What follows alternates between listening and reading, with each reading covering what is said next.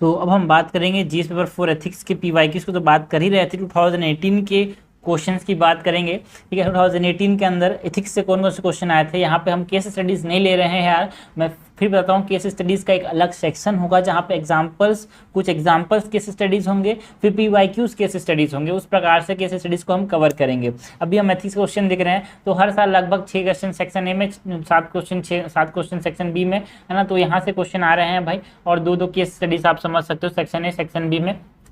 तो उस प्रकार का हमारे पास डिस्ट्रीब्यूशन है। तो हम एथिक्स को देख रहे हैं यार, बेसिक फोकस एथिक्स पे करते हैं, ठीक है। 2018 के अंदर जो क्वेश्चन आए थे, पहला क्वेश्चन क्या है, स्टेट 3 बेसिक वैल्यूज, ठीक है। 3 बेसिक वैल्यूज। देखो ये जो क्वेश्चन था ना, ये पहले भी इस प्रकार का क्वेश्चन आ चुका है यार, पहले ही, मतलब 2000, देखो ऐसा क्वेश्चन जो है 2000, आप समझना, ये क्वेश्चन जो है 2020 में भी इस प्रकार का क्वेश्चन आया था, है ना। State 3 basic values. तो कौन बोलता है यूपीएससी में क्वेश्चन रिपीट नहीं होते भाई, क्वेश्चन बिल्कुल रिपीट होते हैं, आपको समझ नहीं आता कि रिपीट क्या हो रहा है, ठीक है। हमको समझना है यार इस चीज़ को, है ना। स्टेट 3 बेसिक वैल्यूज, है ना, universal in nature in the context of civil services and bring out their importance, ठीक है। सिविल सर्विसेज के बेसिक, सिविल सर्विसेज के कॉन्टेक्स्ट में ऐसे 3 हमारे पास बेसिक वैल्यूज बताने हैं जो कि हमेशा एक तरह से यूनिवर्सल हैं, ठीक है। State 3 basic values universal in nature in the context of civil services and bring out their importance. सबसे पहले तो इंट्रोड्यूस कर सकते हैं भाई। इंट्रोड्यूस कैसे कर सकते हैं, we can introduce by giving the definition of values की वैल्यूज होते क्या हैं। फिर तो हम बताएंगे भाई 3 बेसिक वैल्यूज कौन कौन से हैं। बॉडी में हम क्या बता सकते हैं, बॉडी में हम बता सकते हैं the importance of this values in the context of civil services, है ना। 3 इंपॉर्टेंट वैल्यूज, मतलब बहुत सारे वैल्यूज हैं। फाउंडेशन वैल्यूज की बात करेंगे, है ना, and importance of this values की बात करेंगे। Importance of this values in the context of civil services, है ना, और ये क्या यूनिवर्सल हैं,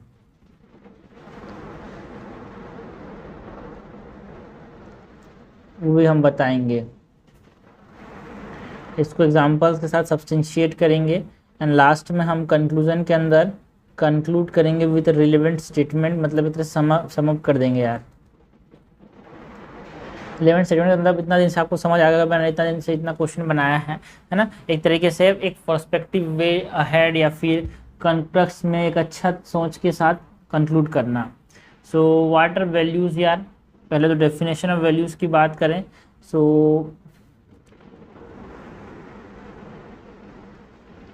तो ऐसे लिख सकते हैं, तो वैल्यूज़ होते हैं वो क्या इंश्योर करते हैं भाई, दी values ensure that the civil servants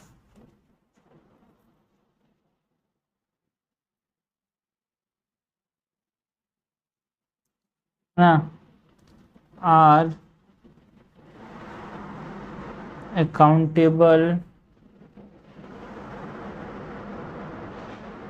efficient and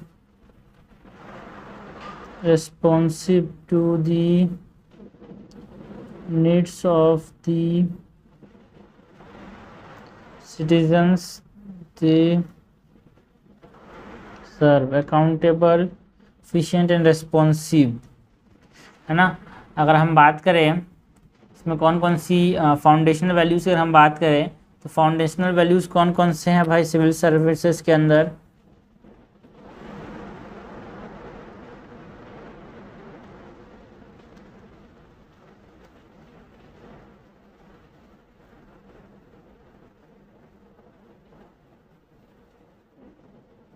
impartiality and non-partisanship,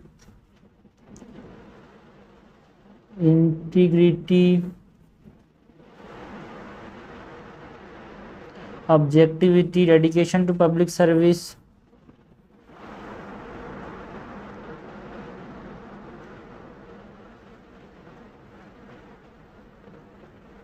tolerance, empathy and compassion।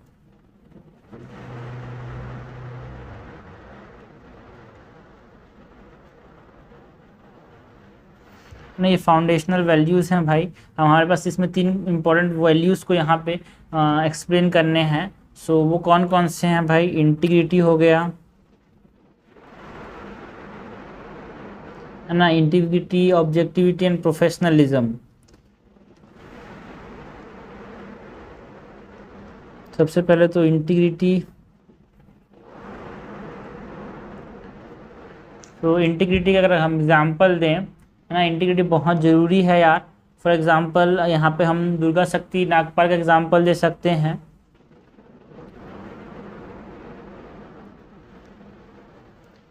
IAS officer Durga शक्ति Nagpal while serving as the sub-divisional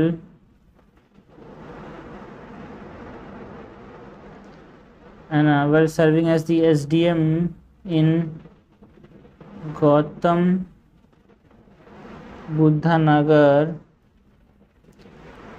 took on the sand mafia and was subsequently suspended for action.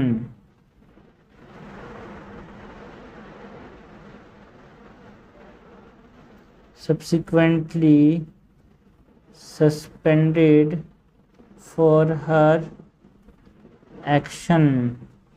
However, her action were praised by public, है ना, because she was restated after a few months, है ना। इस प्रकार से इन्होंने क्या किया भाई? अपना एक तरह से इंटीग्रिटी एंड स्टैंडिंग अप, है ना, हर action shows the importance of integrity and standing up against the corrupt practices. हर action showed the importance of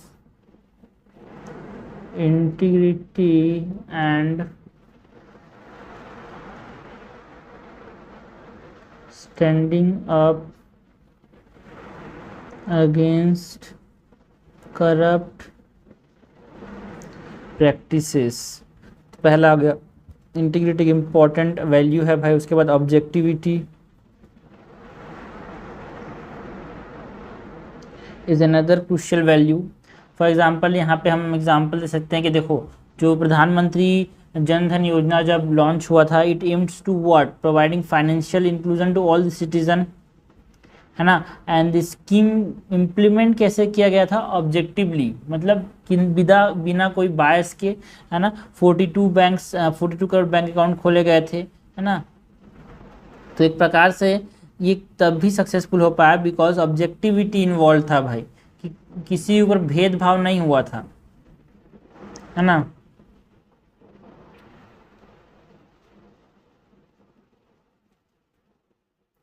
example दे सकते हैं ऑफ प्रधानमंत्री जन धन योजना। So the Indian government in 2015 launched the प्रधानमंत्री जन धन योजना PMJDY aimed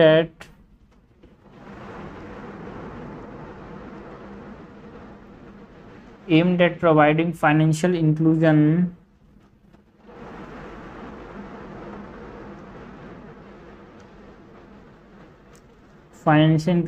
to all citizens, and this scheme was successful. क्यों? Due to the objectivity, because around 42 crore bank account खोले गए थे यार, है ना।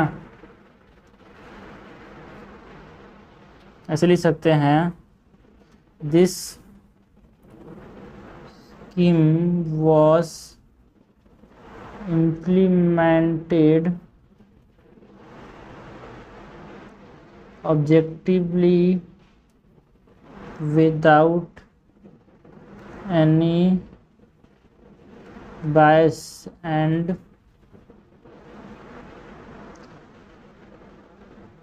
resulted in over 42 crore bank accounts being burned। तो ऑब्जेक्टिविटी की इम्पॉर्टेंट रोल है, एक इम्पॉर्टेंट वैल्यू है भाई, है ना। उसके बाद हम एग्जांपल दें तो उसके बाद तीसरा इम्पॉर्टेंट वैल्यू क्या है, प्रोफेशनलिज्म, किसी भी सिविल सर्वेंट के लिए।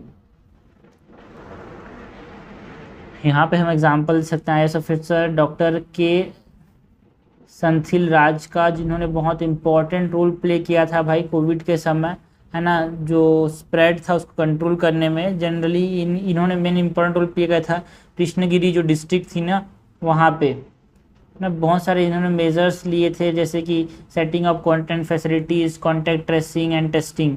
तो इसके लिए इनको क्या किया गया, प्राइम मिनिस्टर एक्सीलेंस अवार्ड से भी नवाजा गया। एग्जाम्पल के तौर पे डॉक्टर के सेंथिल राज play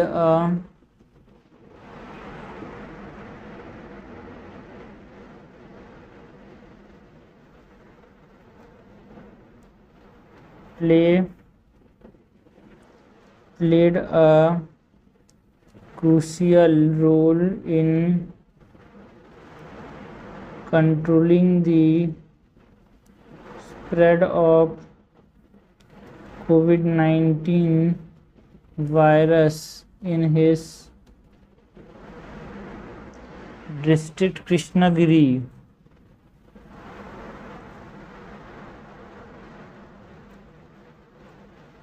And by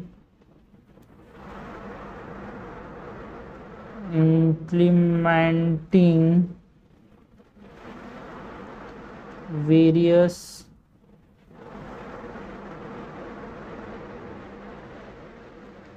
measures such as setting up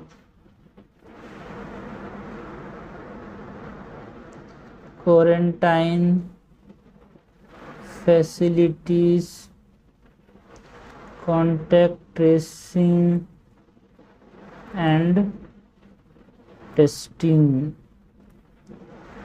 okay, इस तरह से प्रोफेशनलिज्म को बता रहा है, इनको प्राइम मिनिस्टर एक्सीलेंस अवार्ड मिला था। सो लास्ट में हम कंक्लूड कर सकते हैं by mentioning that upholding this values promote what, this promote good governance, social justice and economic growth, है ना। Thus it is essential for civil servants to embody this principle in their work and uphold them in all their interactions with public। okay, upholding this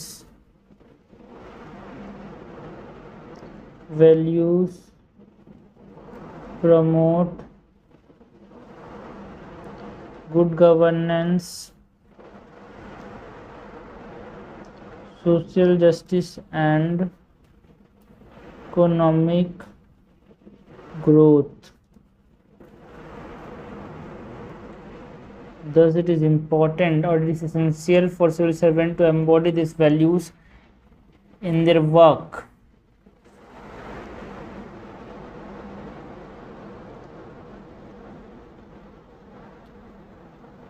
Thus it is important or it is essential for civil servants to embody these values in their work। Okay, तो इस प्रकार से हमने इस question को लिखा भाई। Question क्या था, state the three basic values universal in nature in the context of civil services and bring out the importance. बिल्कुल बिल्कुल, तो हमने तीन, पहले तो हमने बताया कि वैल्यूज़ क्या होते हैं, ये बहुत ज़रूरी होते हैं, वैसे करेक्टरिस्टिक होते हैं जो कि एक efficient and responsive accountable citizen के लिए बहुत ज़रूरी हैं यार। है ना, मतलब किसी सिटीजन को सर्व कर रहे हैं तो सिविल सर्वेंट्स के लिए जरूरी हैं। And foundational values for civil servants are what? Impartiality and non partisanship, integrity, objectivity, dedication to public service, empathy and compassion, tolerism. So tolerism नहीं, टोलरेंस। तो हमने इसमें 3 इंपॉर्टेंट फाउंडेशनल वैल्यूज़ की बात की, इंटीग्रिटी की बात की, ऑब्जेक्टिविटी की बात की, प्रोफेशनलिज्म की बात की। तो यहाँ पे हमने प्रोफेशनलिज्म नहीं लिखा, तो यहाँ पे आप लिख सकते हो प्रोफेशनलिज्म। ठीक है, सो इसमें हमने एग्जांपल दिए भाई, कैसे इंटीग्रिटी का एग्जांपल हमने ISF से दुर्गा शक्ति नागपाल एग्जांपल दिए कि कैसे उन्होंने सैंड माफिया से बिना लड़ाई की थी यार, है ना। सो ये एग्जांपल दिया। ऑब्जेक्टिविटी में हमने प्रधानमंत्री जन धन योजना को कैसे ऑब्जेक्टिवली बिना कोई बायस के हर आदमी को, है ना, इम्प्लीमेंट किया गया, हर आदमी को नहीं, जहाँ पे जरूरत थी वहाँ पे। तो अराउंड 42 करोड़ बैंक अकाउंट खोले गए, तो उसकी ऑब्जेक्टिविटी को बता रहा है कि है ना, हमारे पास कोई बायस नहीं है ना। उसके बाद हमने प्रोफेशनलिज्म की एग्जांपल में हमने डॉक्टर के सेंथिल राज के एग्जांपल दिए, जो जिन्होंने कोविड के समय बहुत इंपॉर्टेंट रोल प्ले किया था। इनको प्राइम मिनिस्टर अवार्ड से भी नवाजा गया, है ना, जिन्होंने क्या किया था, अपने जो डिस्ट्रिक्ट थी कृष्णगिरी, वहाँ पे, है ना, कोविड-19 के स्प्रेड को रोकने में बहुत सक्सेसफुल हुए थे यार, क्योंकि इन्होंने बहुत अच्छे अच्छे मेजर्स लिए, like setting up quarantine facilities, contact tracing and testing. तो हम लास्ट में हमने कंक्लूड किया बाय मेंशनिंग दैट ये जो वैल्यूज़ हैं of integrity, objectivity and professionalism, ये क्या करते हैं, प्रमोट करते हैं गुड गवर्नेंस को, सोशल जस्टिस को, एंड इकोनॉमिक ग्रोथ को। सो हर सिविल सर्वेंट को इसको एम्पॉवर करना चाहिए उनके वर्क में, और जब भी वो पब्लिक के साथ डील कर रहे हैं उसमें। नेक्स्ट क्वेश्चन देखते हैं। क्वेश्चन नंबर 2 क्या है? Distinguish between code of ethics and code of conduct. Code of conduct and code of ethics के बीच में डिस्टिंग्विश करना है, डिफ्रेंशिएट करना है ना, with suitable examples. Okay, so distinguish between code of ethics and code of conduct with suitable examples. सबसे पहले तो इंट्रोड्यूस कैसे कर सकते हैं भाई, है ना, क्वेश्चन को एक्सप्लेन करके हम यहाँ पे बता सकते हैं कि कैसे हमारे पास 2 कॉमन टर्म्स हैं, ये code of ethics and code of conduct, है ना, बट इनमें डिफरेंस है। स्कोप किस चीज़ पे फोकस करते हैं, इसके स्कोप में, इसके फोकस में डिफरेंस है।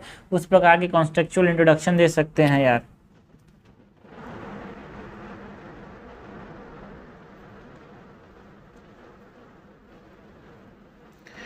बॉडी के अंदर हम क्या करेंगे भाई, जो हमसे पूछा गया है डिफरेंस बताना है code of ethics and code of conduct के बीच में,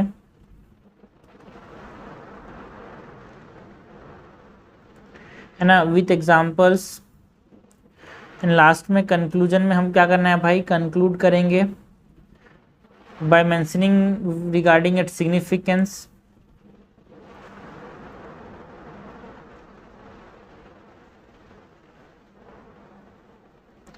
तो ये बोल सकते हैं, देखो प्रोफेशनल सेटिंग के अंदर, है ना, कुछ गाइडलाइंस होते हैं यार, जो कि बिहेवियर एंड एक्शन को क्या करते हैं, गवर्न करते हैं, है ना। और इसमें जो कोड ऑफ एथिक्स या फिर कोड ऑफ कंडक्ट है, ये 2 टर्म अब मेरे पास सिमिलर लगते हैं, बट इनमें स्कोप एंड फोकस में डिफरेंस है।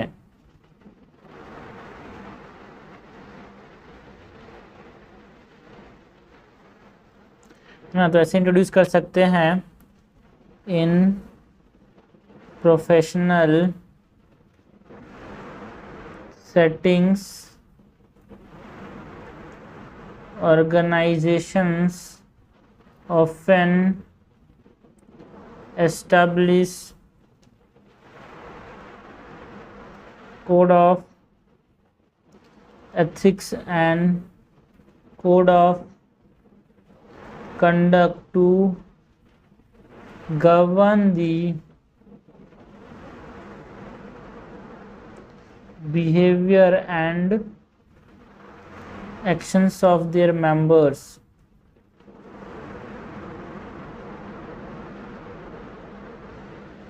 एंड जो कोड ऑफ एथिक्स हैं, उनके पर्पस, फोकस, है ना, स्कोप, एप्लीकेबिलिटी, सब में डिफरेंस है। तो उसको हम एक ऐसे डिफाइन कर सकते हैं यार, एक ना इस तरह से डिफ्रेंशिएट कर सकते हैं बॉक्स बना के।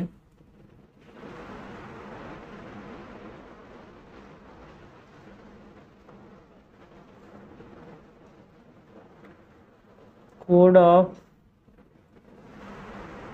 Ethics, code of conduct.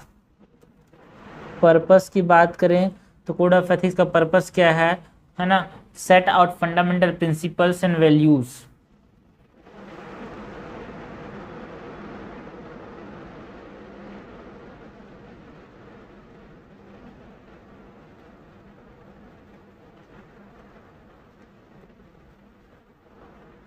And code of conduct का पर्पस क्या है? To provide specific rules and guidelines. याद रखना ये फंडामेंटल प्रिंसिपल्स की रिगार्डिंग एथिक्स है, एंड कंडक्ट जो है वो रूल्स एंड गाइडलाइंस की बात करता है।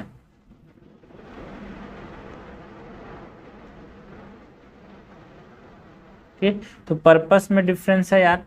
हमारे पास अगर फोकस की बात करें तो जो कोड ऑफ एथिक्स है, it focuses on what? Moral values, integrity and overall ethical responsibility से फोकस करता है। बट जो कोड ऑफ कंडक्ट है वो स्पेसिफिक बिहेवियर पे फोकस करता है। Moral values, integrity and overall ethical responsibility से फोकस करता है। बट जो कोड ऑफ कंडक्ट है, it focuses on specific behaviour and compliance requirements।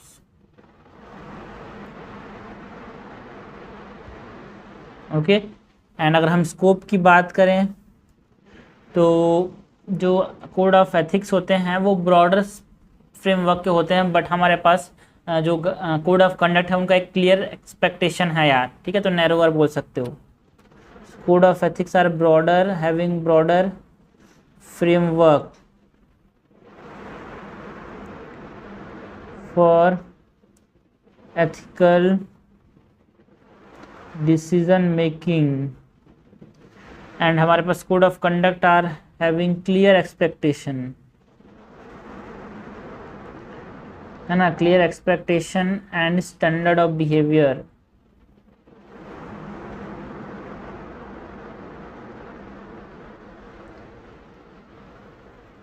और अगर हम एग्जांपल्स दें, ठीक है, सो जो बार काउंसिल ऑफ इंडिया है वहाँ पे जो कोड ऑफ एथिक्स होते हैं ना लॉयर के लिए, वो हमारे पास कोड ऑफ एथिक्स है यार।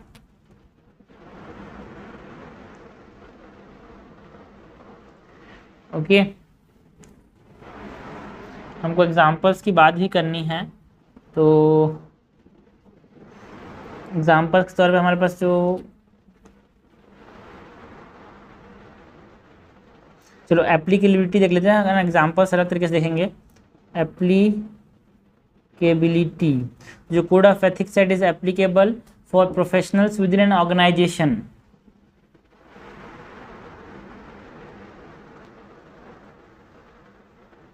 Professionals within and organisation, and जो हमारे पास कोड ऑफ कंडक्ट है it is applicable for employees within and organisation, है ना, मतलब एक स्पेसिफिक कॉन्टेक्स्ट पे चलता है जो हमारे पास कोड ऑफ कंडक्ट है वो, और जो कोड ऑफ एथिक्स है वो एक तरह से प्रोफेशन पे चलता है। अगर हम एग्जांपल्स की बात करें,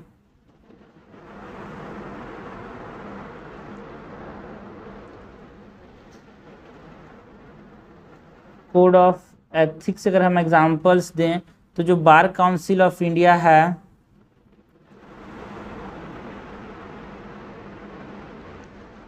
ज़्यादा एग्जांपल्स दे कुछ नहीं होगा भाई, इसी में यहाँ पे ऐड कर देता हूँ मैं एग्जांपल्स वाला सेक्शन, है ना। Bar council of India code of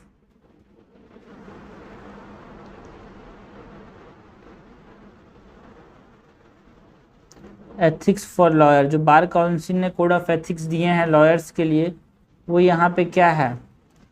code of ethics है। और जो टाटा ग्रुप है ना अपने एम्प्लॉयज़ को जो कोड देता है, जो कोड ऑफ कंडक्ट है, वो Tata groups code of conduct for employees, ठीक है। और भी बहुत सारे एग्जांपल दे सकते हैं, लाइक फॉर एग्जांपल जो मेडिकल काउंसिल है ऑफ इंडिया जो है वो कोड ऑफ एथिक्स रेगुलेशन जो डॉक्टर्स के लिए रखा है, वो हमारे पास कोड ऑफ एथिक्स है, बट जो रिजर्व बैंक ऑफ इंडिया है वो अपने बैंक एम्प्लॉयज के लिए, या फिर जो Infosys code of conduct for their employees is an example of code of conduct. Reserve Bank of India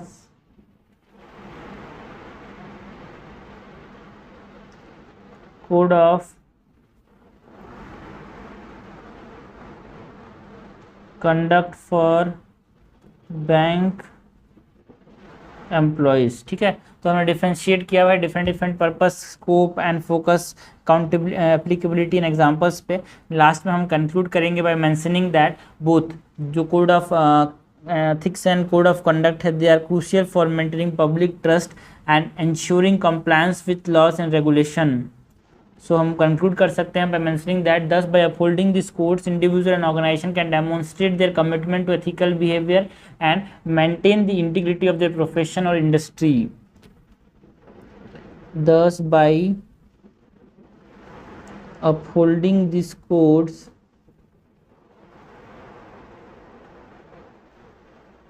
individuals and organization can demonstrate their commitment to ethical behavior and maintain the integrity of their profession or industry। Okay, so इस प्रकार से हमने इस question को लिखा है भाई। Question क्या था भाई? Distinguish between code of ethics and code of conduct with suitable examples. ठीक है, तो हमने डिफ्रेंशिएट किया। पर्पस क्या क्या था भाई? कि कोड ऑफ एथिक्स एक फंडामेंटल प्रिंसिपल बनाने का पर्पस था, code of conduct specific rules बनाने का पर्पस है। फोकस जो है एथिक्स जो है मॉरल वैल्यूज पे फोकस करते हैं, कोड ऑफ कंडक्ट जो है स्पेसिफिक बिहेवियर पे फोकस करते हैं। ब्रॉडर स्कोप होता है भाई एथिक्स का, कोड ऑफ कंडक्ट एक नैरोअर स्टैंडर्ड है ना, एक क्लियर एक्सपेक्टेशंस होते हैं। एंड एप्लीकेबिलिटी की बात करें तो किसी भी ऑर्गेनाइजेशन में जो प्रोफेशनल्स हैं उनके ऊपर यहाँ पे ये फोकस करता है। And the code of conduct focus on employees. And examples की बात करें तो बार काउंसिल ऑफ इंडिया जो हो गया, वो हमारे पास जो एथिक्स के जो कोड देता है लॉयर्स को, वो हमारे पास एग्जांपल है किसका? कोड ऑफ एथिक्स का। जो मेडिकल काउंसिल ऑफ इंडिया अपने डॉक्टर्स के लिए जो कोड बनाता है, जो एथिकल रेगुलेशंस देता है, वो हमारे पास कोड ऑफ एथिक्स के एग्जांपल्स हैं। बट जो हमारे पास रिजर्व बैंक ऑफ इंडिया अपने बैंक एम्प्लॉयज़ को जो दे रहा है कोड ऑफ कंडक्ट है वो, ठीक है, हमने लास्ट में कंक्लूड किया बाय मेंशनिंग दैट, है ना, जब ये हमारे पास ये जो कोड्स हैं उसको अपहोल्ड करेंगे, है ना, ध्यान देंगे इन चीज़ों पर, तो हमारे पास जो एथिकल बिहेवियर है वो हम मेंटेन रख पाएंगे एंड हमारे पास इंटीग्रिटी भी मेंटेन रख पाएंगे किसी भी प्रोफेशन के अंदर, किसी भी इंडस्ट्री के अंदर। नेक्स्ट क्वेश्चन की बात करते हैं। क्वेश्चन नंबर 3 क्या है यार? What is meant by public interest? ठीक है, पब्लिक इंटरेस्ट मतलब क्या समझते हो? What are the principles and procedure to be followed by the civil servant in the public interest. Okay, principles and procedure बताने हैं पब्लिक इंटरेस्ट में जो फॉलो करने चाहिए किसी भी सिविल सर्वेंट्स को। ठीक है, सो क्वेश्चन क्या है? What is meant by public interest and what are the principles and procedure to be followed by the civil servant in the public interest. तो इस प्रकार के क्वेश्चन को हम इंट्रोड्यूस कैसे कर सकते हैं यार? सबसे पहले तो इंट्रोड्यूस कैसे करेंगे, है ना? We can introduce by giving the definition of public servant, sorry, by giving the definition of public interest की पब्लिक इंटरेस्ट होता क्या है।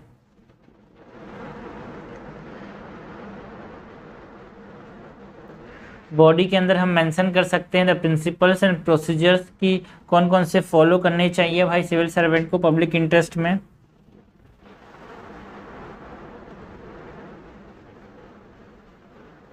That is followed by civil servant in public interest, and इसको हम एग्जांपल्स के साथ substantiate करेंगे। And उसके बाद कंक्लूजन के अंदर इंपॉर्टेंस ऑफ पब्लिक सर्विस बताएंगे यार, या फिर एक प्रोस्पेक्टिव वे हेड देंगे, है ना, या फिर हम इंपॉर्टेंस ऑफ पब्लिक सर्विस की बात करके यहाँ पे कंक्लूड कर सकते हैं, और importance of public interest in public service.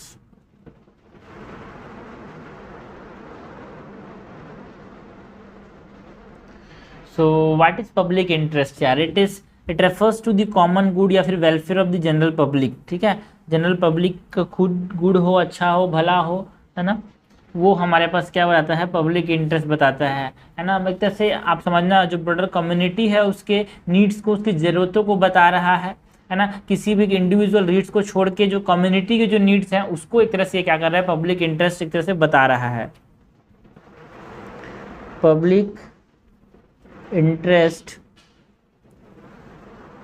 refers to the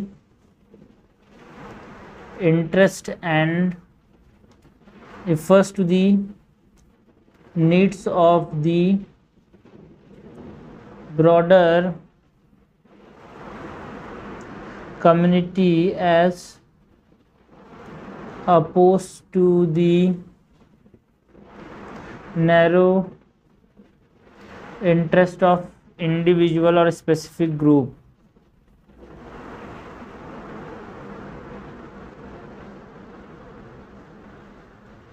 okay, एक ब्रॉडर कम्युनिटी के इंटरेस्ट को देखता है, स्पेसिफिक ग्रुप के इंटरेस्ट को ना देखते हुए, है ना। तो हमारे पास ये हो गया ना, प्रिंसिपल्स एंड प्रोसीजर्स जो कि किसी भी सर्वेंट्स को मस्ट अडियर करने चाहिए, चिपके रहना चाहिए, है ना, to act in public interest. वो कौन कौन से हैं, principles and procedures, principles and procedures followed by the civil servant to be followed by civil servants। पहले तो यहाँ पे ट्रांसपेरेंसी एंड अकाउंटेबिलिटी इंश्योर करना चाहिए भाई।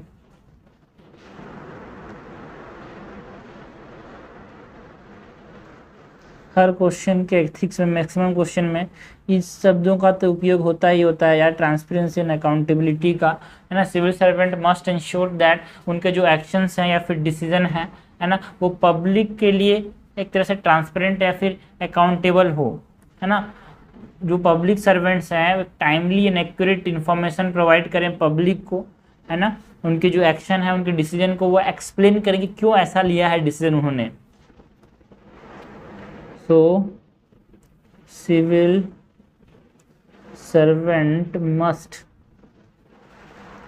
provide accurate and timely information to the public and be willing, है ना, क्यों वो डिसीजन लिया किसी को एक्सप्लेन करने से ना डरे हों, be willing to explain their action and decision। Okay, so transparency and accountability हो गया। ऑब्जेक्टिविटी एंड इम्पार्शियलिटी भी एक हमारे पास प्रिंसिपल है यार।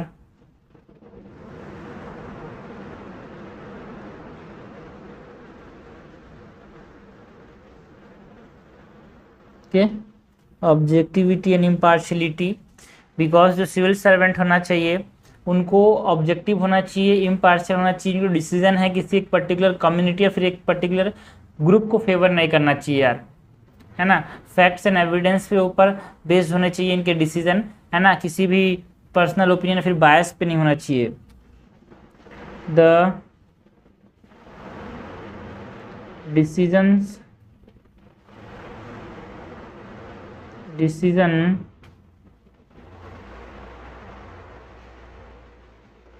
ऐसे लिख सकते हैं कि they must base their decision on facts. Okay, जो सिविल सर्वेंट्स होने चाहिए, civil servant must base their decision on facts and evidence rather than personal opinion or biases। Okay, ये हो गया ऑब्जेक्टिविटी एंड इम्पार्शियलिटी की बात, है ना। यहाँ पे ह्यूमन राइट्स एंड डिग्निटी को रेस्पेक्ट करना चाहिए भाई, किसी पब्लिक सर्वेंट को respect for human rights and dignity, respect for human rights and dignity, है ना।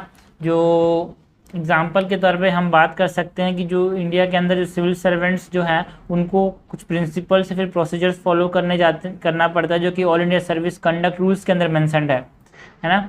एंड ये जो है ना, ये जो सिविल सर्वेंट्स हैं इस रूल के रिगार्डिंग पब्लिक इंटरेस्ट में उनको अपहोल्ड करना है, इंटीग्रिटी है ना, impartiality of the civil services, वो सब चीज़ें हैं। So civil servants must respect and protect human rights and dignity of all the individuals regardless of their background and circumstances. Okay, they must ensure that जो उनके action है वो किसी एक पर्टिकुलर आदमी का डिस्क्रिमिनेट नहीं कर रहा है, फिर किसी दूसरे इंडिविजुअल को हार्म नहीं कर रहा है। Civil servant must ensure that their actions do not discriminate against or harm any individual group. Okay, for example अगर हम बात करें तो जो all India service conduct rules हैं, है ना, वहाँ पे बोला गया है कि civil servant act in accordance और एक्ट, है ना, to uphold the integrity and impartiality of civil service, to avoid any action that could bring discredit to the service. Okay, मतलब एक तरह से सिविल सर्वेंट्स को ये रूल्स है ना वो प्रोहिबिट करते हैं from engaging in any activity that is prejudicial to the interest of the state और पब्लिक। तो ऐसे लिख सकते हैं the all India service conduct rules जो हैं 1968 के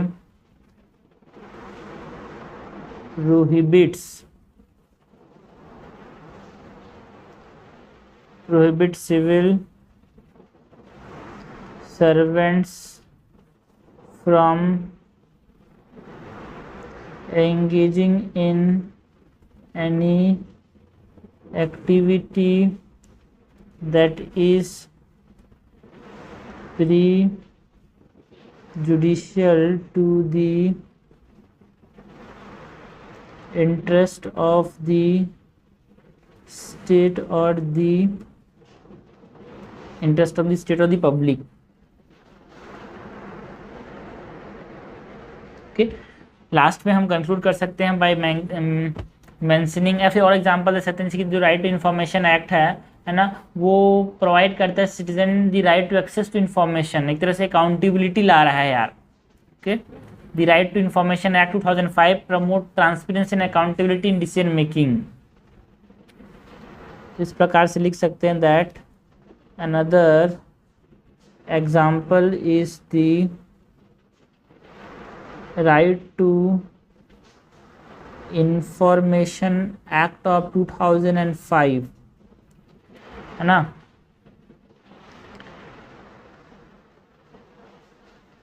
that promotes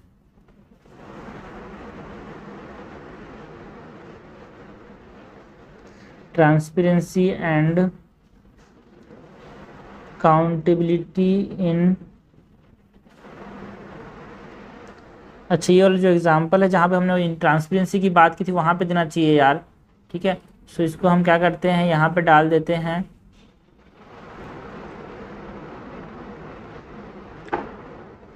ओके। सो हमने यहाँ पे ये रेस्पेक्ट फॉर ह्यूमन राइट्स में ये वाला इंडियन सिविल सर्विस कोड का कंडक्ट रूल्स के बारे में बताया, और जो यहाँ पे ट्रांसपेरेंसी एंड अकाउंटेबिलिटी की बात की थी वहाँ पे हमने, है ना, राइट टू इन्फॉर्मेशन एक्ट के बारे में बताया। ठीक है, लास्ट में हम कंक्लूड कर सकते हैं बाय मेंशनिंग दैट, है ना, एक्टिंग इन पब्लिक इंटरेस्ट, है ना, is a fundamental principle of civil services. ठीक है, तो civil servant must adhere to certain principles and procedure like transparency, objectivity, efficiency and respect for human dignity to ensure what उनके जो decision हो, उनके जो एक्शन हो, they are align to the best interest of the public they serve. दस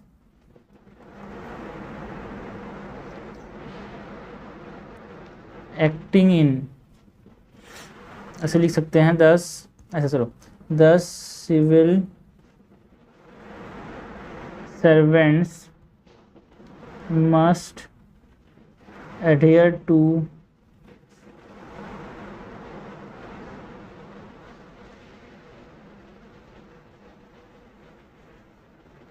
principles and procedures like transparency, objectivity,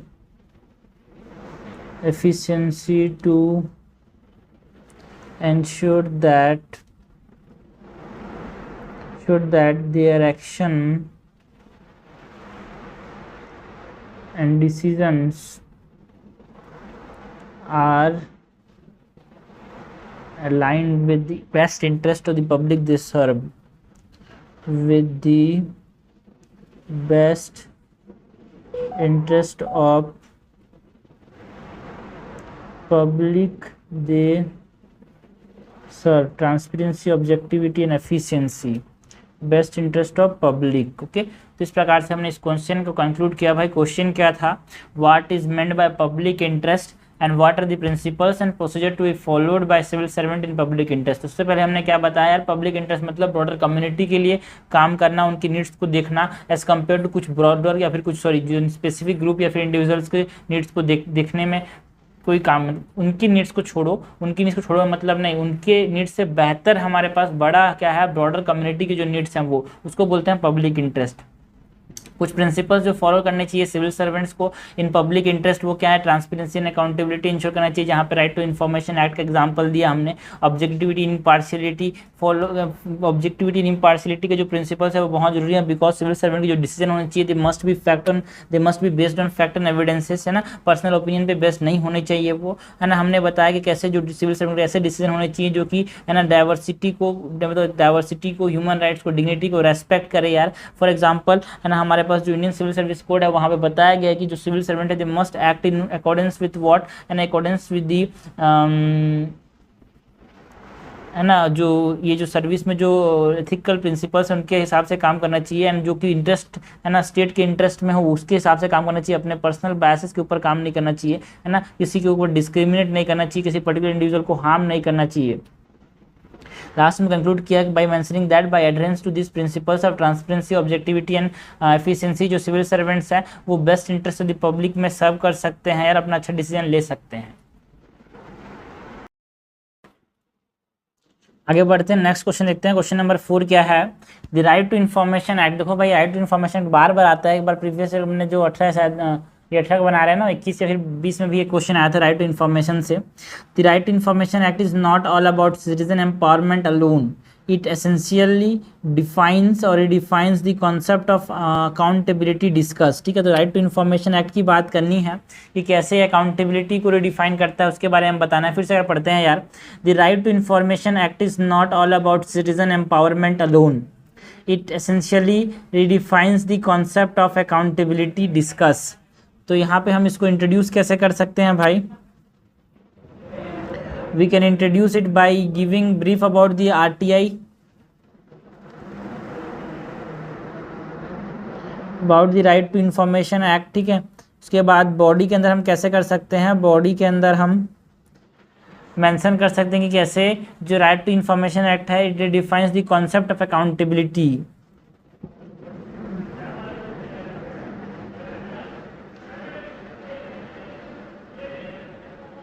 it defines the concept of accountability। इसको examples के साथ सब्सटेंशिएट करेंगे और उसके बाद लास्ट में हम कंक्लूजन में कंक्लूड करेंगे विद अ वे अहेड।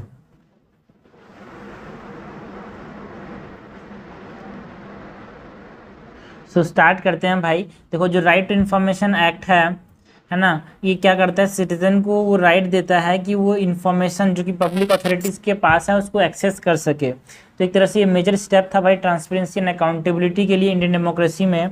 तो the right to information act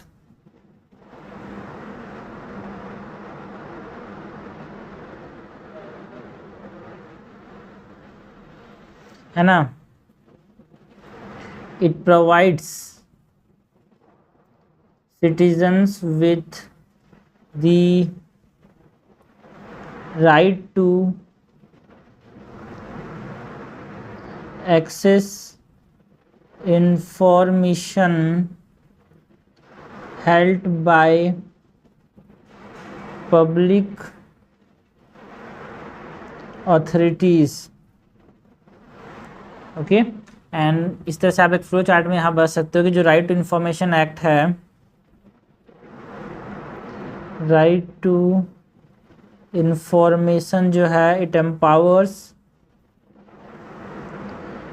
citizen, किस मामले में,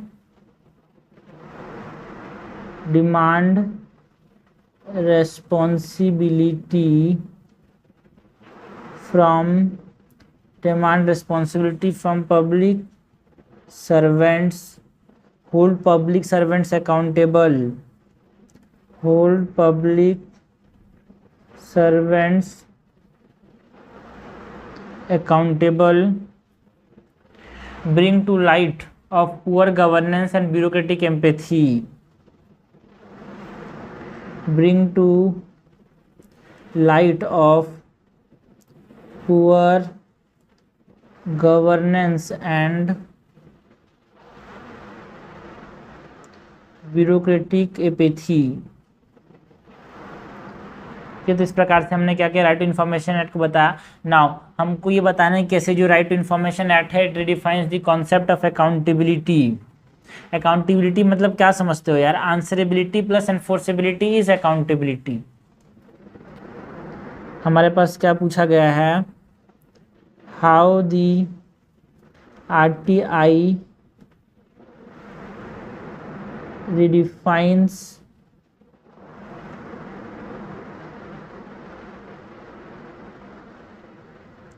अकाउंटेबिलिटी, है ना, कैसे ये ट्रांसपेरेंसी एंड अकाउंटेबिलिटी को प्रमोट करता है उसकी बात करेंगे। बिकॉज ये जो है ना, it proactively disclose what, right to information act proactively disclose the information that is in the public interest, such as जो इन्फॉर्मेशन फंक्शनिंग के रिलेटेड है, पॉलिसीज के रिलेटेड है, डिसीजन मेकिंग के प्रोसेस के रिलेटेड है, वो सब। Okay so transparency and accountability,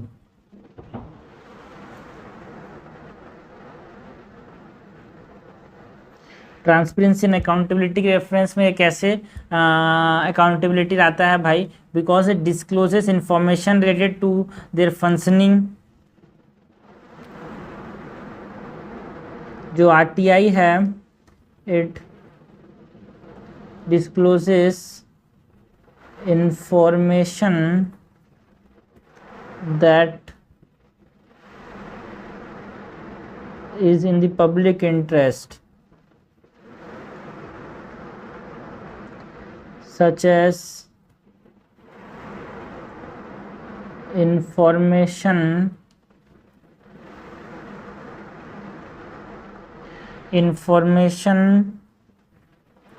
related to their functioning, policies and decision making,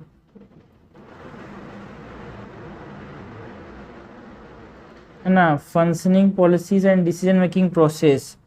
transparency and accountability कैसे ये पार्टिसिपेटरी डेमोक्रेसी को प्रमोट करता है,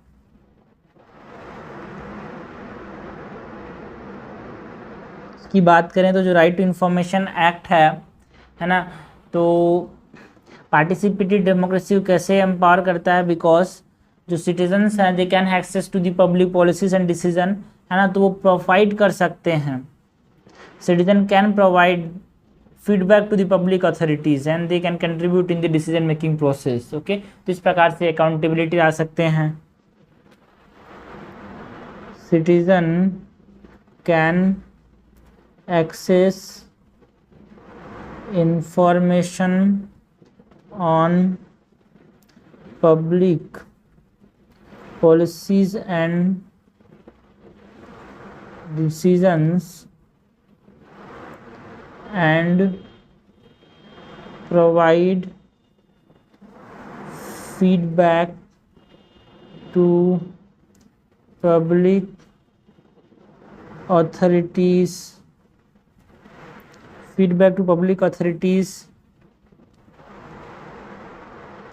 thereby contributing to the decision making process.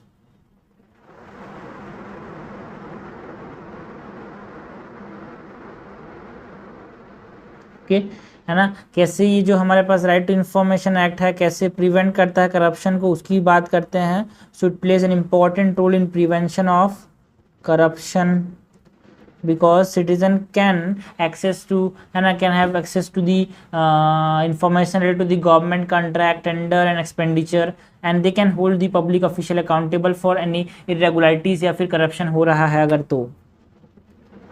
Citizen can access information related to government contracts, tenders and expenditures and hold public officials accountable for any irregularities और corruption. है ना. और क्या कर सकते हैं हम, बोल सकते हैं कि देखो यहाँ पे हम एग्जांपल दे सकते हैं कि भाई देखो राइट इन्फॉर्मेशन एक्ट ने बहुत बार एक तरह से आप समझना जो करप्शन हुआ था एलोकेशन ऑफ टेलीकॉम लाइसेंस 2018 में, है ना, 2G स्कैम जिसको हम बोलते हैं, है ना, वो एक तरह से उसको राइट टू इन्फॉर्मेशन एक्ट ने एक्सपोज किया था एक प्रकार से. दी एग्जाम्पल के तौर पे the exposure of corruption in allocation of telecom licenses in 2008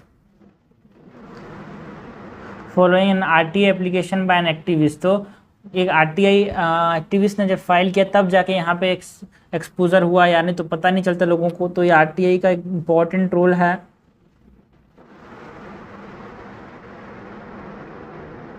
countable बनाने में. Okay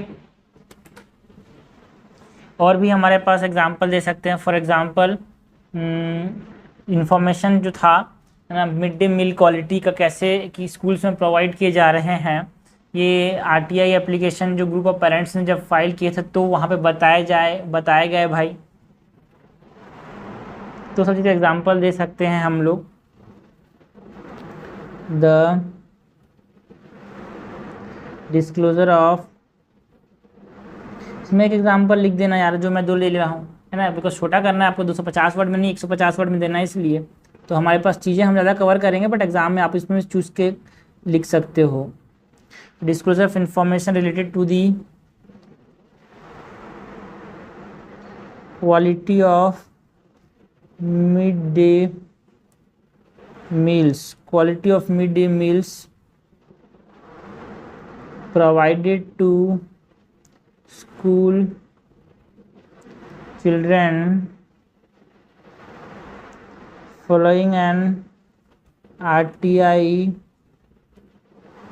application by a group of parents. तो हमने एग्जांपल्स भी दिए भाई। लास्ट में कंक्लूड कर सकते हैं by mentioning that thus this act is instrumental in exposing corruption, ensuring good governance and promoting public participation in decision making process। ऐसे बोल सकते हैं जो राइट टू इन्फॉर्मेशन एक्ट है has become an essential tool for citizen to hold the public authorities accountable and demand transparency and accountability in public affairs. तो उससे नहीं ऐसे बोलते हैं भाई thus the act has been instrumental in exposing corruption, ensuring good governance and promoting public participation in the decision making process।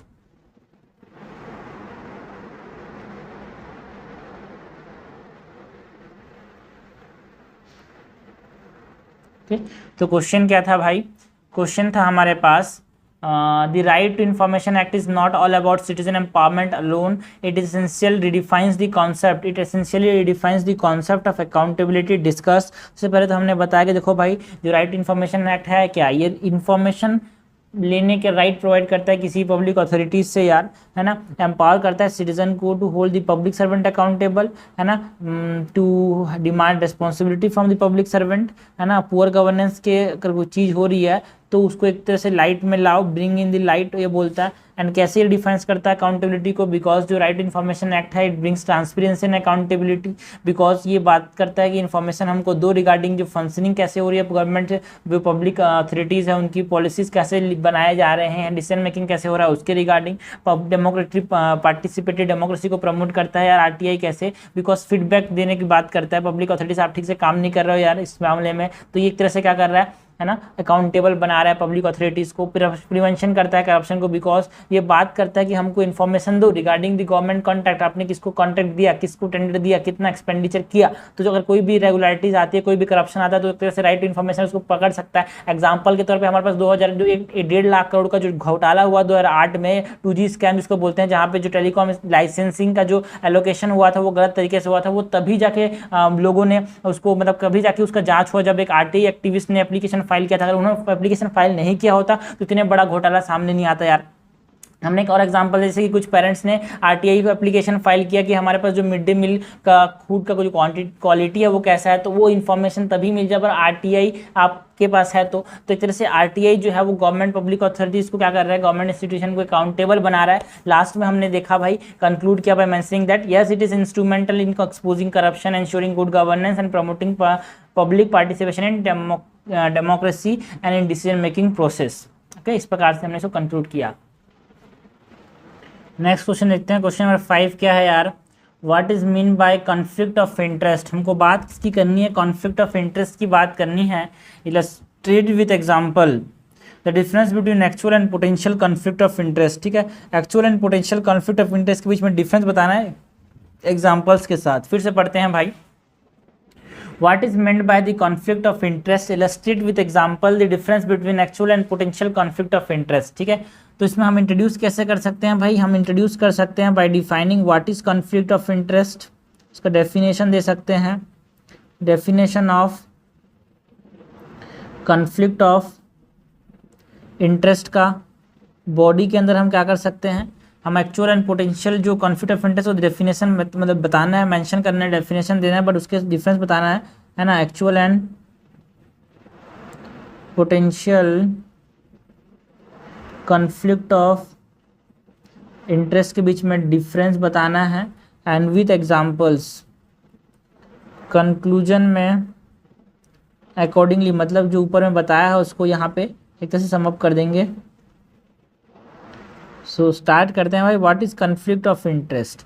Conflict of interest एक ऐसा situation है भाई, ये पहले भी क्वेश्चन आ चुका है, जिसमें जो पर्सनल इंटरेस्ट है ना इट में इन्फ्लुएंस द एबिलिटी, है ना। PYQ भी है भाई, देखो 18 में आया था ये, अभी 2018 देख रहे हैं, 2020 में भी आया ये क्वेश्चन। आप प्रीवियस के जो मैंने सॉल्व किया उसमें देख लेना, ठीक है।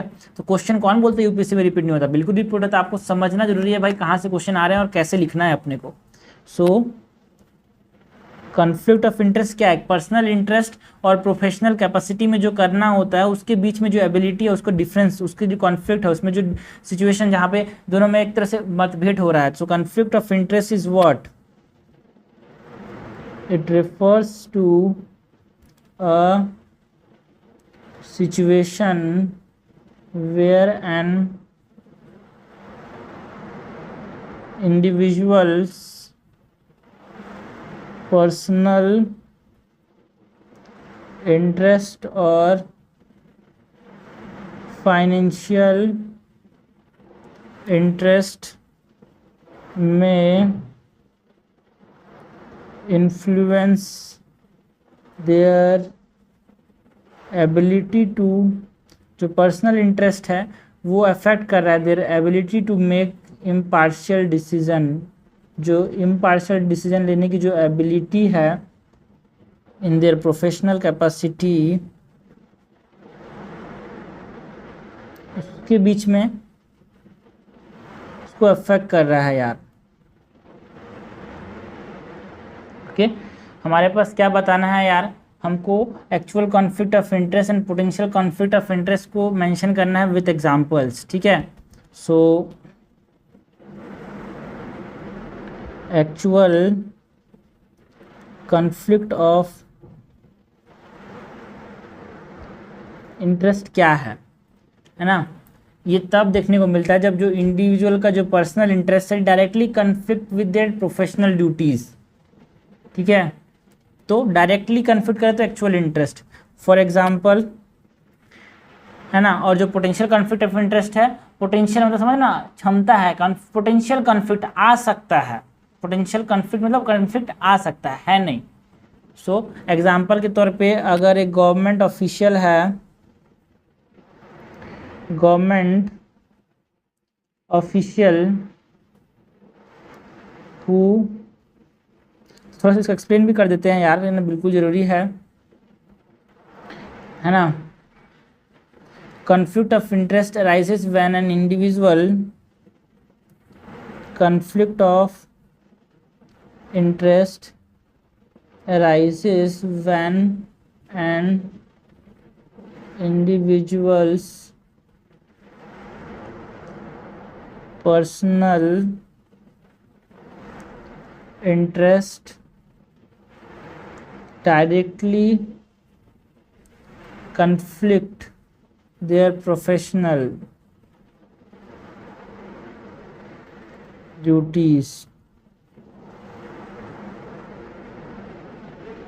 एग्जाम्पल के तौर पे ऐसा कोई भी गवर्नमेंट ऑफिशियल है जो कि किसी एक कंपनी जो कि गवर्नमेंट कॉन्ट्रैक्ट में बिडिंग कर रहा है उसमें अगर शेयर करता है तो एक तरह से उसका टिल्ट तो रहेगा ही ना उस तरफ। सो government official who hold shares in a company that is bidding for a government contract, है ना। तो इस तरह से उसका कॉन्फ्लिक्ट ऑफ इंटरेस्ट आ सकता है ना। ऐसा कोई डॉक्टर जो कि कमीशन मिल रहा है फार्मास्यूटिकल कंपनी से फॉर प्रिस्क्राइबिंग देयर ड्रग, तो एक तरह से आप समझना, है ना, उसका पर्सनल ड्यूटी ये है कि देखो उसको अच्छा दवाई देना है, बट आप जो है फार्मास्यूटिकल कंपनी फ़ायदे के चक्कर में आप क्या कर रहे हो, वो दवाई दे रहे हो जो कि उसको ज़रूरत नहीं है। या फिर एक ऐसा सिचुएशन ऐसा है जिसमें जो जज है ना ऐसे बोल सकते हैं, in a company that is involve in a case before them ना, ऐसे फिर से बोल सकते हैं यार, है ना। या फिर ऐसा बोल सकते हैं मतलब जो जज है ना वो भी एक कंपनी में शेयर है, उसका कोई केस है उसके सामने आ गया तो वो तो उसकी फेवर में देगा, जजमेंट देगा, तो तरह से एक्चुअल कॉन्फ्लिक्ट ऑफ इंटरेस्ट है। या फिर ऐसा बोल सकते हैं कि जो पुलिस ऑफिसर है वो रिसीव गिफ्ट और favour from suspect that are investigating, जो इन्वेस्टिगेट कर रहे हैं जिस चीज़ से, अगर उनसे गिफ्ट और फेवर मिल रहा है उसको, तो तरह से क्या है एक्चुअल कॉन्फ्लिक्ट ऑफ इंटरेस्ट। तो इसका भी एग्जाम्पल दे सकते हैं यार, a police officer who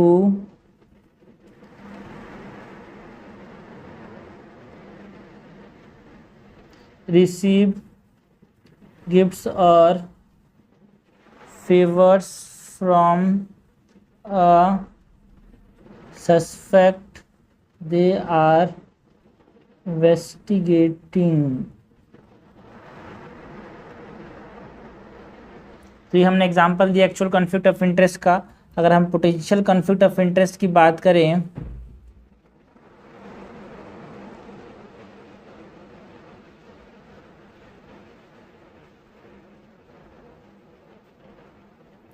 देखो यहाँ पे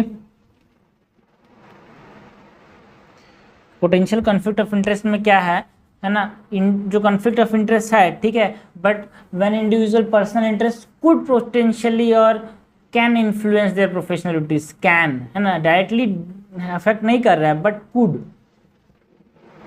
तो बोल सकते हैं conflict of interest arises when an individuals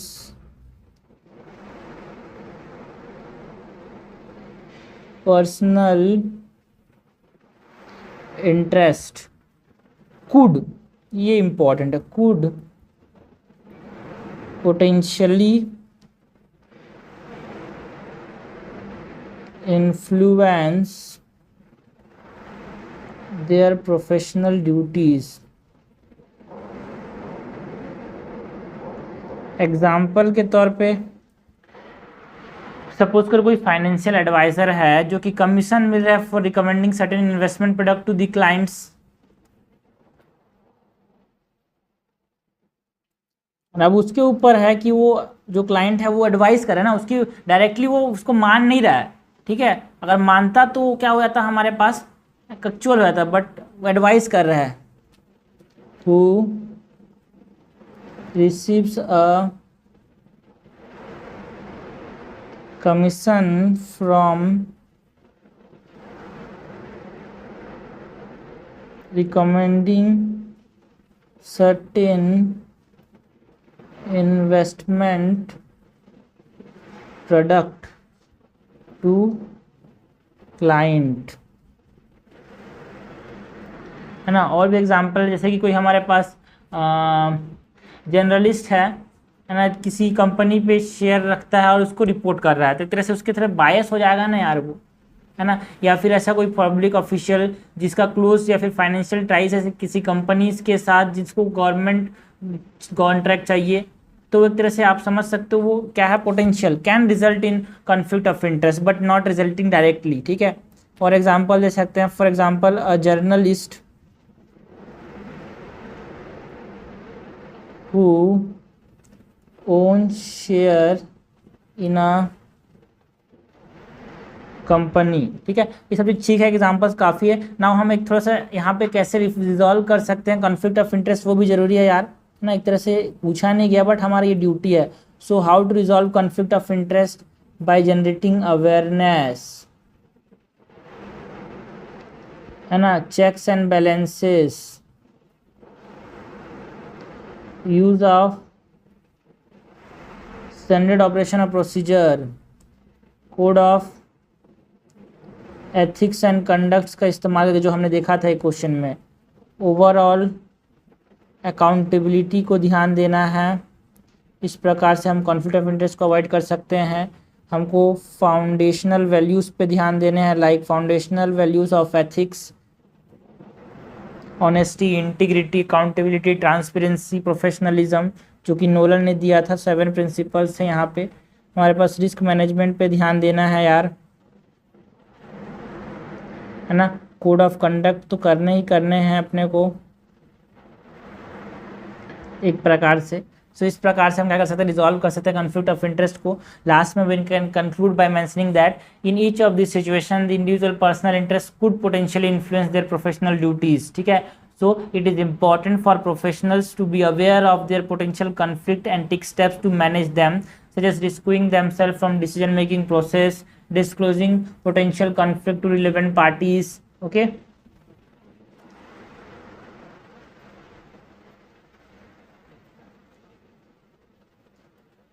So conclude कर सकते हैं by mentioning that thus it is important for professionals to be aware of this conflict of interest and takes steps to manage them, such as disclosing potential conflict of interest to relevant parties or seeking guidance from an ethics committee.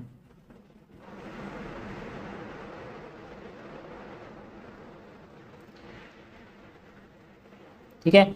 So question क्या था भाई? Question था हमारे पास, what is mean by conflict of interest, illustrate with example the difference between actual and potential conflict of interest. तो पहले बात तो हमने कॉन्फ्लिक्ट ऑफ इंटरेस्ट को डिफाइन किया भाई, एक ऐसा सिचुएशन है जहाँ पे जो पर्सनल इंटरेस्ट है and the ability to make impartial decision, वो दोनों एक दूसरे से क्या कर रहे हैं, लड़ाई कर रहे हैं, एक दूसरे से कॉन्ट्राडिक्ट कर रहे हैं। हमने दो तरह के कॉन्फ्लिक्ट ऑफ इंटरेस्ट की बात करी। Actual conflict of interest, directly conflict of interest हो ही रहा है। सपोज करो कोई गवर्नमेंट ऑफिशियल किसी कंपनी के शेयर रखता है और उस पर वो गवर्नमेंट अथॉरिटी अगर कॉन्ट्रैक्ट दे रहा है, बिडिंग कर रही है, तो इनडायरेक्टली वो उसी को देना चाहेगा।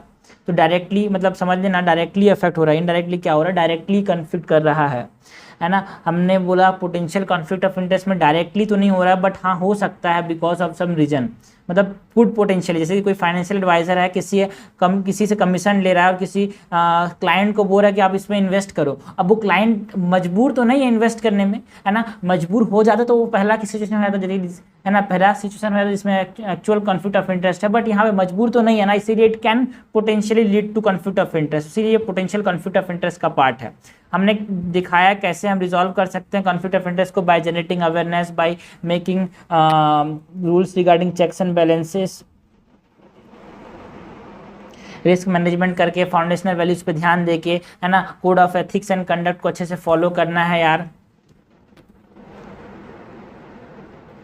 लास्ट में हमने कंक्लूड किया बाय मेंशन दें कि कैसे प्रोफेशनल जो है ना अपने कॉन्फ्लिक्ट ऑफ इंटरेस्ट को सुधार सकता है by disclosing potential conflict of interest to relevant parties, है ना, seeking guidance from the ethics committee. वो क्या कर सकता है, प्रोफेशनल जो है ना, वो कॉन्फ्लिक्ट ऑफ इंटरेस्ट को मैनेज करने के लिए स्टेप्स ले सकता है। नेक्स्ट क्वेश्चन देखते हैं, क्वेश्चन नंबर 6 क्या है? In looking for people to hire you look for 3 qualities: integrity, intelligence and energy, and if they do not have the first, the other 2 will kill you. Warren Buffett ने कहा था। what do you understand by this statement in the present day scenario? तो एक तरीके से आप समझना, यहाँ पे इंटीग्रिटी की बात हो रही है या भाई, है ना, यहाँ पे मेन हमारे पास क्या बोला जा रहा है, इंटीग्रिटी की बात की जा रही है। सो फिर से क्वेश्चन पढ़ते हैं। Looking for the people to hire you look for 3 qualities: integrity, intelligence and energy, and if they do not have the first, है ना, the other 2 will kill you. Warren Buffett ने कहा था। what do you understand by the statement in the present scenario? explain. so we can introduce by emphasizing on the quotes, या फिर जो हमारे पास यहाँ पे क्वालिटीज़ बताए गए हैं उसके इम्पोर्टेंस को यहाँ पे बता के हम इंट्रोड्यूस कर सकते हैं।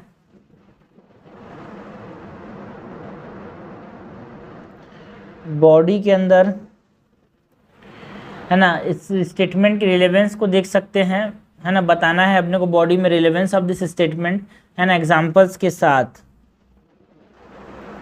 Relevance of this statement with examples, ठीक है। और कैसे ये जो क्वालिटीज़ हैं वो हेल्प कर सकती हैं भाई किसके अंदर,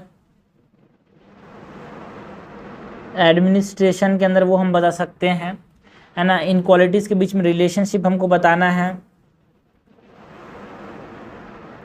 relationship between this qualities.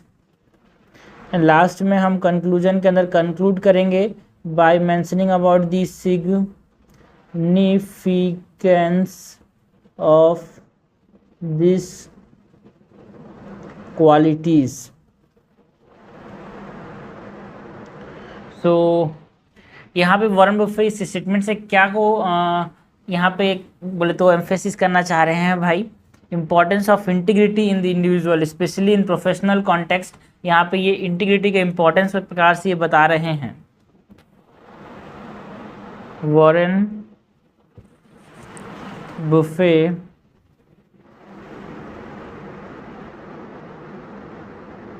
statement emphasizes the critical importance of integrity in individual, especially in a professional context.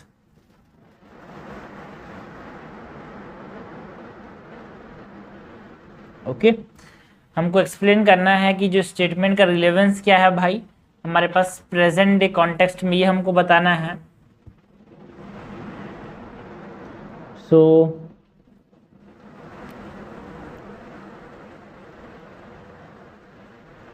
relevance of the statement in present relevance of the statement in the present context। सबसे पहले तो integrity जो है वो बहुत fundamental है यार, integrity is fundamental. And integrity होता क्या है ना, इट इज मतलब आप honesty, ethical behaviour and moral principles के साथ आप लगे हुए हो, आप एडहियर हो, आप जुड़े हुए हो, उसको हम क्या बोलते हैं, integrity.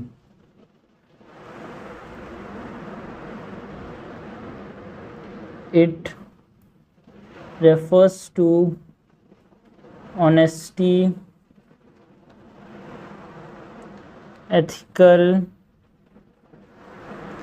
behavior and adherence to moral principles।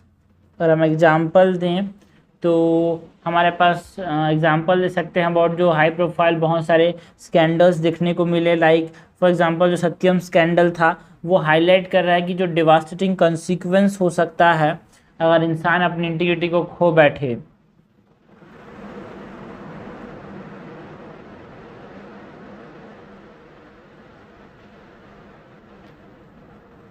several high profile corporate scandals in India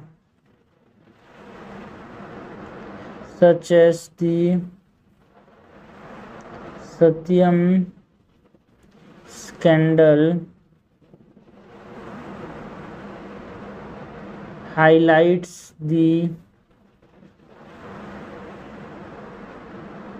devastating consequences that arise when individual lack integrity। यहाँ पे एथिकल लीडरशिप का इम्पोर्टेंस बता सकते हैं। ये जो स्टेटमेंट है वो एक तरह से एथिकल लीडरशिप का एग्जांपल बता रहा है ना। ये जो स्टेटमेंट है एक तरह से ट्रस्ट वर्दीनेस एंड अकाउंटेबिलिटी को एम्फेसिस कर रहा है।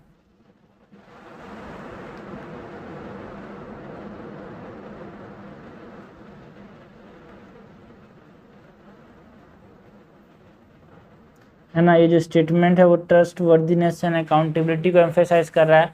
For example in the banking sector the reserve Bank of India जो है, जो RBI है, it emphasises the importance of integrity in the appointment of bank directors and management। ठीक है, हमारे पास इनका जो इम्पैक्ट है, ये स्टेटमेंट है, उसका इम्पैक्ट ऑर्गेनाइजेशनल कल्चर में भी बहुत ज़्यादा है। बिकॉज आप समझना भाई, देखो आदित्य बिरला ग्रुप जो है वो बहुत ज़्यादा फोकस करता है ऑन वैल्यू, है ना, वैल्यू चार्टर। सो वो सिग्निफिकेंस बता रहा है कि इंटीग्रिटी, है ना, एक उनका एक कोर क्या है, कोर वैल्यू सिस्टम है। सो इम्पैक्ट ऑन, इस स्टेटमेंट का जो इम्पैक्ट है ऑन ऑर्गेनाइजेशनल कल्चर वो हम बता रहे हैं भाई। For example the Aditya Birla groups value charter highlights the significance of integrity as one of its core value। Okay, एक तरह से ये जो है ना स्टेटमेंट, एक तरह से आप समझ सकते हो कि पब्लिक ट्रस्ट भी एक तरह से क्या कर रहा है, बिल्ड कर रहा है। फॉर एग्जांपल जो सेबी है, जो securities and exchange board of India है, वो एक रेगुलेटरी अथॉरिटी है जो कि मेंटेन करने की बात करता है integrity and transparency in the Indian security market. So इसका रिलेवेंस बता रहे हैं हम कि जो स्टेटमेंट है कि जहाँ पे इंटीग्रिटी पे बहुत ज़्यादा फोकस किया जा रहा है, उसको पब्लिक ट्रस्ट को बनाए रखने में भी बहुत ज़्यादा इसका फोकस रहा है। For example the establishment of SEBI as a regulatory authority aims to maintain the integrity and transparency of the Indian security market।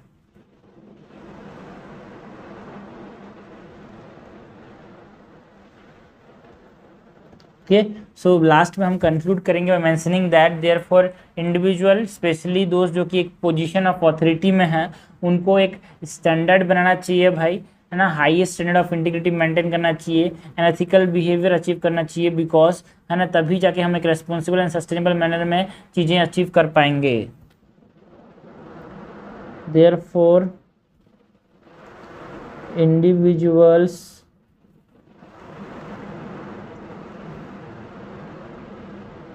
especially those in positions of authority must